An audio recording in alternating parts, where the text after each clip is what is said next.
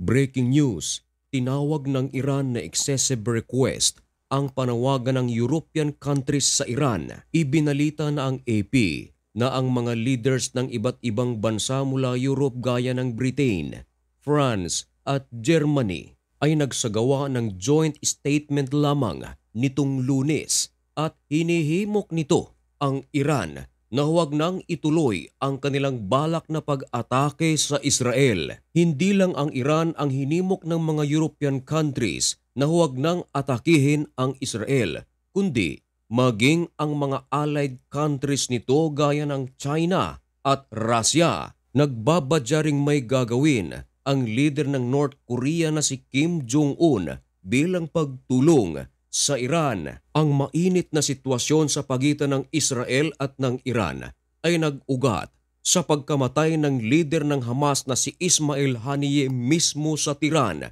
sa pangangalaga ng IRGC.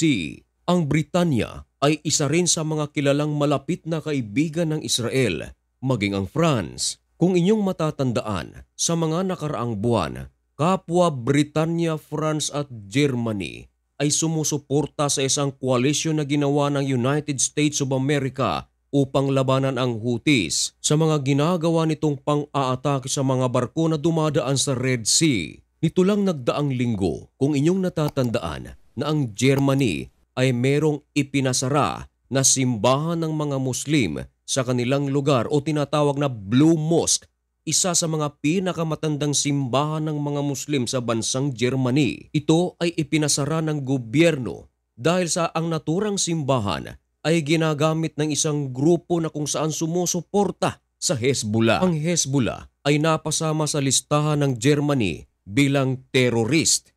Ngayon, kung ating pagtutuunan ng pansin ang tatlong mga European countries na ito at ang reaksyon ng Iran tungkol sa panawagan nito sa pag-atake sa Israel, tahasang sinabi ng Iran na ang mga request ng mga tatlong bansang ito ay excessive request dahil marahil ay iniisip ng Iran na ang mga request na ito ay para sa ikabubuti ng Israel. Alam naman natin na ang Iran ay may matinding galit sa Israel at nais nitong ipaghiganti ang leader ng Hamas. Ngayon, ang nagre-request sa kanila na huwag nang atakihin ang Israel ay mga number one allies ng Israel. Hindi ba't kung common sense ang ating pag-uusapan ay reject na kaagad ito? Bakit ito natin nasabi? Sapagkat mismo ang presidente ng Iran na si Masoud Pezeshkian ay hinimok na rin si Ayatollah Ali Khamenei na huwag nang atakihin ang Israel. Pero lahat ng ito ay mga bigo. Maging ang Jordan na isang Muslim country ay tumungo na rin sa Tehran upang kausapin ang pamunuan ng bansa na huwag nang ituloy ang kanilang pag-atake sa Israel. Pero wala ni isa rito ang nagtagumpay. Pero ang isang malaking katanungan, bakit hanggang ngayon, isang linggo na mahigit mula nang mapaslang si Ismail Haniyeh, ay hindi pa umaatake ang Iran sa Israel? Marami tuloy sa ating mga commenters ang nagsasabi na kung talagang aatake ang Iran ay matagal na itong ginawa. Ang tatlong European countries na ating binanggit ay hinimok din ang Qatar, Egypt at United States of America na ipagpatuloy ang pag-uusap sa pagitan ng Israel at ng Hamas upang mahupa na ang giyera ng dalawang panig. Samantala, bukas, araw ng Huwebes, ay inaasahan naman na magkakausap ang Israel at Hamas sa pamamagitan ng mga mediators nito na Qatar, Egypt at United States of America. At ayon sa balita, ay pag-uusapan daw ang palitan ng mga hostages at prisoners, kasama na ring pag-uusapan ang humanitarian aid sa Gaza. Marami ang mga nagsasabi, paano ito maisasakatuparan?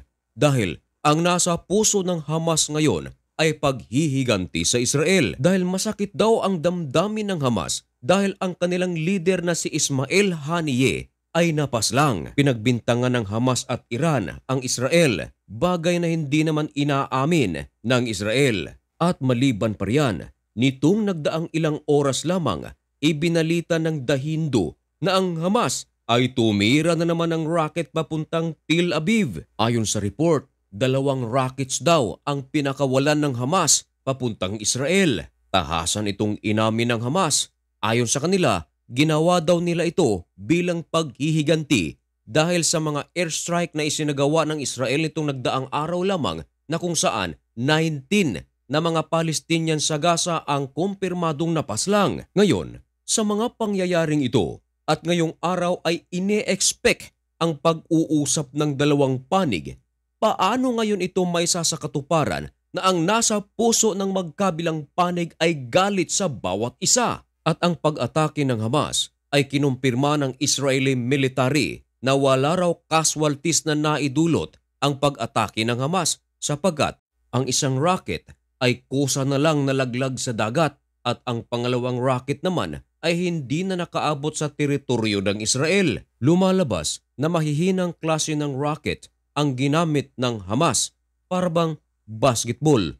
Yung tumira ka tapos yung bola hindi nakaabot ng ring. Kinumpirma naman ng Hamas kung anong uri ng rocket ang kanilang ginamit na pang-atake sa Israel. Gumamit daw sila ng M90 missile. Nito lamang August 12, ayon sa Estados Unidos, malaki raw ang possibility na magkakausap ang Hamas at Israel at pag-uusapan ang ceasefire kung hindi raw bukas o sa Biyernes. Samantala, sumagot na ang Israeli government tungkol sa plano ng Qatar, Egypt at United States of America tungkol sa proposal na ito. Ayon sa Israel ay magpapadala raw sila ng delegation upang humarap sa naturang ceasefire talks. Pero ito ang problema mga kaibigan.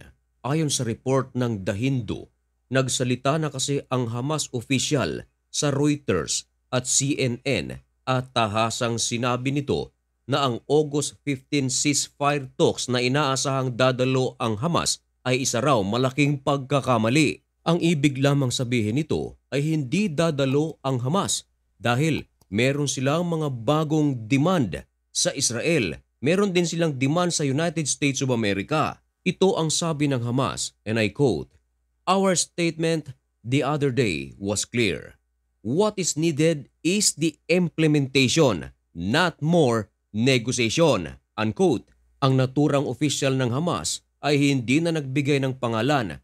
Gusto nila i-implement agad at wala nang usap-usap. Ayon sa ibang mga analyst, yun ay isang imposible at very informal. Ang layunin kasi ng ceasefire talks ay upang mahinto na ang gera ng dalawang panig. Paano ito may sasakatuparan kung walang dadalo mula sa kampo ng Hamas? Parang ang nag-usap-usap lang ay Israel at ang mga mediator. Wala dito ang isang panig. Kung kayo naman ang tatanungin mga kaibigan, posible ba yon na hindi na lang dadalo ang Hamas? Implementation agad without negotiation. Ayon din naman sa ibang mga negotiators ay nahihirapan silang kontakin ang bagong leader nito na si Yahya Sinwar dahil sa pagtatago nito sa mga tunnels. Hindi siya basta-bastang nagbibigay ng contacts. Ayon naman sa ibang mga analyst, hindi rin daw nila masisi si Sinwar. Baka matsempuhan siya ng Mossad o ng IDF.